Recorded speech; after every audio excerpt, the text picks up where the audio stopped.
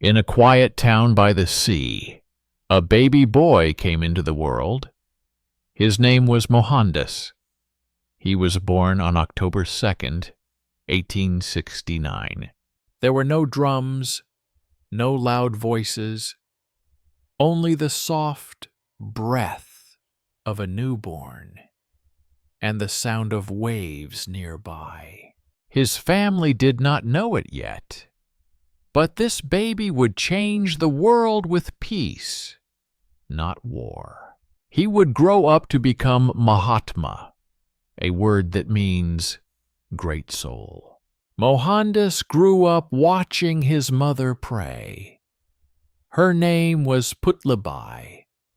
She was calm, gentle, and full of faith. She fasted during holy days and fed others before eating herself.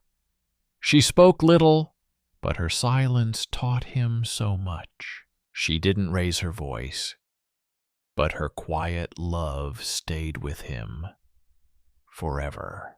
Gandhi once said, "What I am today is because of my mother." That is how deeply she shaped his heart. As a young boy, Mohandas was shy. He did not like the dark. He was afraid of ghosts.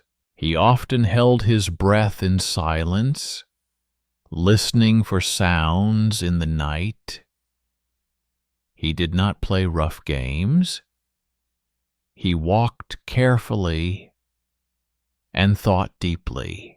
But he was not weak. He had a strong mind, full of questions.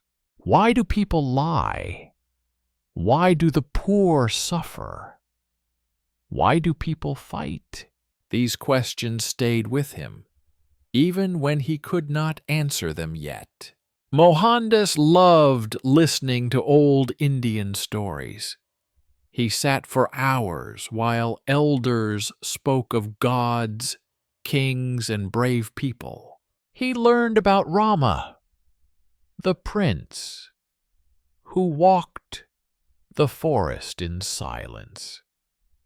He learned about Krishna, who used love as a weapon. These stories were not just fun. They were full of lessons. Be honest, be kind, be brave in the quietest ways. They were like seeds, and one day those seeds would grow into something powerful. At the age of 13, something strange happened. Mohandas was married. His bride, Kasturba, was also just 13. They were too young to understand marriage, but this was the custom in India at that time. And so the two children became husband and wife. In the beginning, they fought like children, but as they grew, they learned from each other. Kasturba was strong and steady. She walked beside Gandhi through joy and struggle all her life. She didn't stand behind him. She stood beside him. When Gandhi turned 18, he left India. He took a long ship journey to London. He wanted to study law and become a barrister. It was his first time leaving home. London was cold and gray. He wore Western clothes and tried to fit in. But inside he missed the warmth of his family, the sound of prayer, and the taste of his mother's food. In London, Gandhi did not only study law, he also studied life. He read books about many religions: Hinduism, Christianity, Islam, Buddhism. He saw beauty in each one. To him, every faith had the same message: love and truth matter most. He began to eat simple food again, like in India.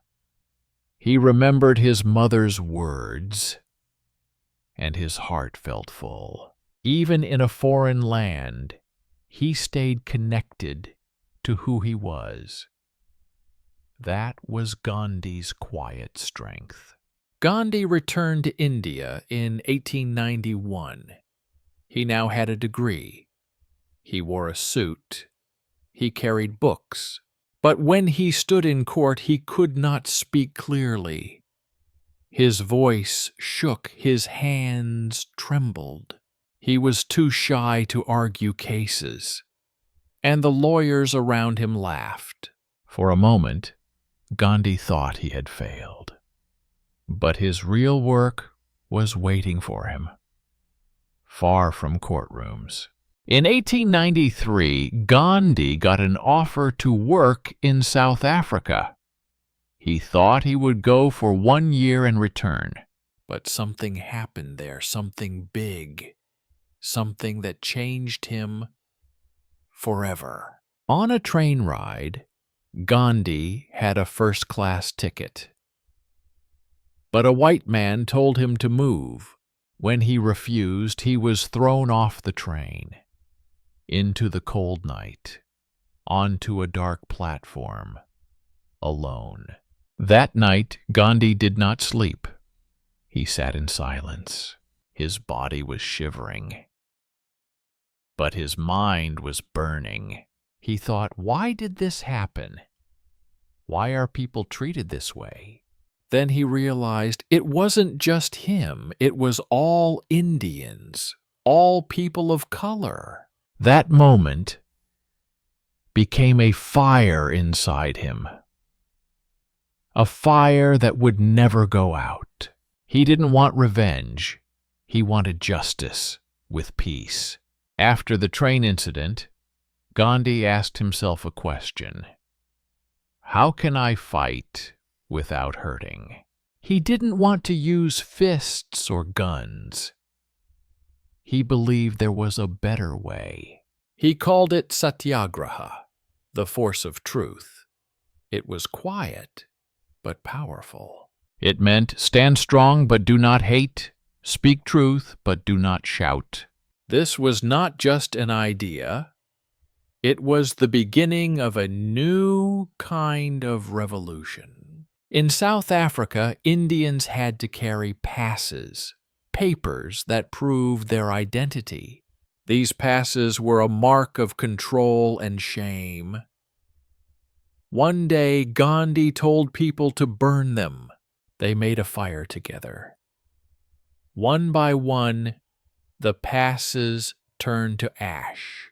There were no weapons, no shouting, only peaceful faces and rising smoke.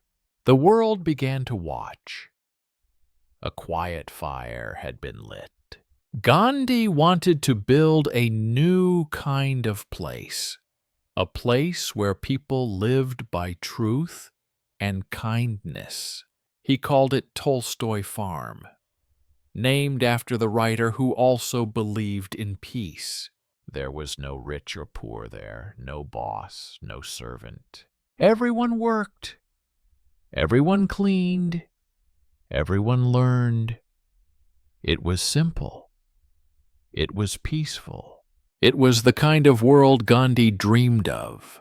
After 21 years in South Africa, Gandhi returned to India. But this time he came back not as a shy lawyer, but as a man with a mission. India was suffering. The British were in control. People were poor and afraid. But Gandhi didn't rush into politics. He took his time. He listened.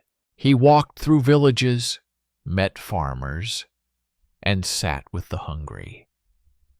He wanted to understand their pain before speaking for them. In a place called Champaran, Gandhi saw deep injustice. Farmers were forced to grow indigo, not food. Even when they were starving, they had no choice. And they were paid almost nothing. Gandhi stayed in their homes. He listened to their stories one by one. Then, without violence, he stood up to the British. He said, "Let them grow food." And this time the British listened. It was Gandhi's first big victory in India. Gandhi saw how much Indians depended on British goods. They bought British clothes, British tea, British salt. He told people we must make our own things. He picked up a spinning wheel. Every day, he spun thread by hand. This thread was called khadi. It was not just cloth. It was freedom, woven slowly with love. He asked others to do the same, and they did. In 1920, Gandhi asked the people of India to say, "No. No to British goods, no to British schools, no to British jobs." He called it the non-cooperation movement. But it wasn't about anger. It was about dignity. It was about walking away from unfair things. People gave up big jobs. Students left classrooms, all for a dream of freedom, without one drop of blood. But not everyone stayed calm. In one village, a group of protesters lost control. They set a police station on fire. Some policemen died. Gandhi was heartbroken. He believed peace was more important than victory. So he stopped the whole movement, even though millions had followed him. He chose silence over rage again. In 1930, Gandhi found a new way to fight. This time, he walked. For 240 miles, step by step, he and his followers walked to the sea. The British made salt a crime. They taxed it heavily. But Gandhi bent down, picked up a pinch of salt from the sand, and smiled. That small act shook the empire. It was called the Salt March. After the Salt March, the British arrested Gandhi. Again and again. But every time they locked him away, more people joined the cause. He was not alone. India had found its voice. In jail, Gandhi sat in silence, spinning, praying, waiting, because he knew something deep. You can arrest a man, but not the truth he carries. In 1942, Gandhi said something simple but strong: do or die. He did not mean violence. He meant we must try until the end. He asked the British to leave India. The movement was called Quit India. The British arrested him again, but the people rose like never before. They marched, protested, and prayed, not with fear, but with fire in their hearts.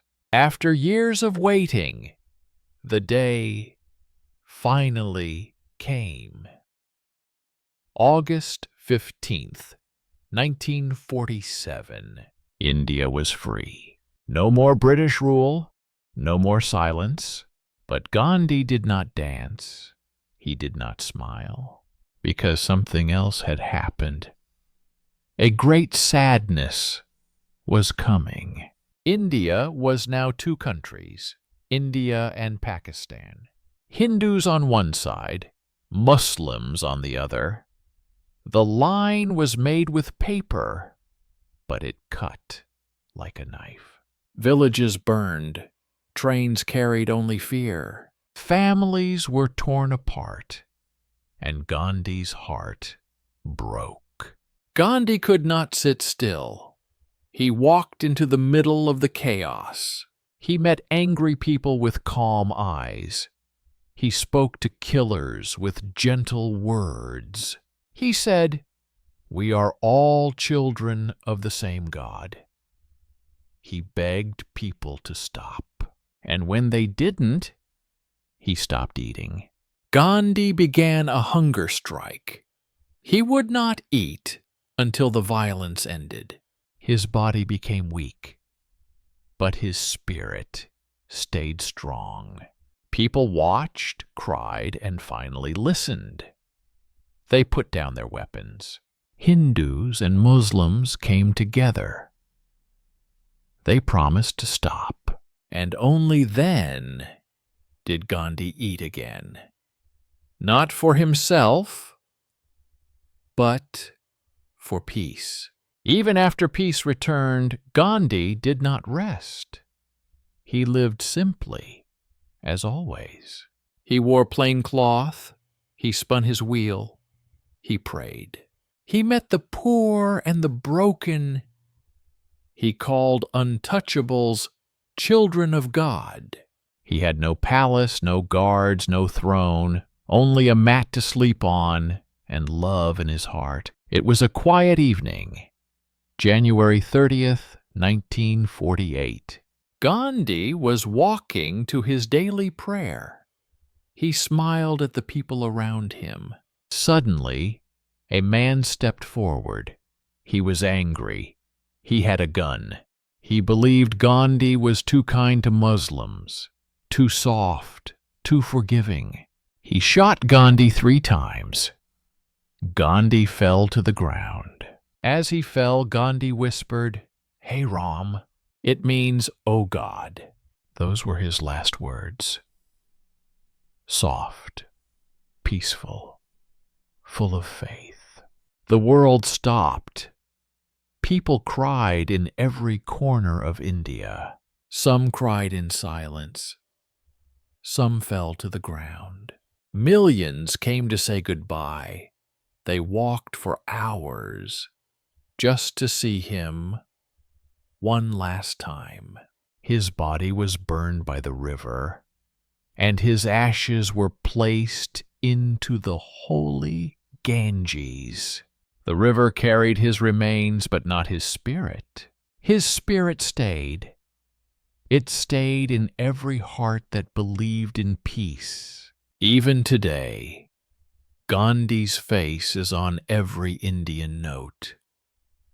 He smiles gently, reminding us of truth and simplicity. He inspired leaders like Martin Luther King Jr. and Nelson Mandela, not with weapons, but with wisdom. He showed us, you don't have to be big to change the world. You only need courage and a heart full of love. Gandhi is not here anymore, but his words are still alive. He taught us to stay kind, stay strong, and never stop trying. You don't need power to change the world. You only need truth and a peaceful heart.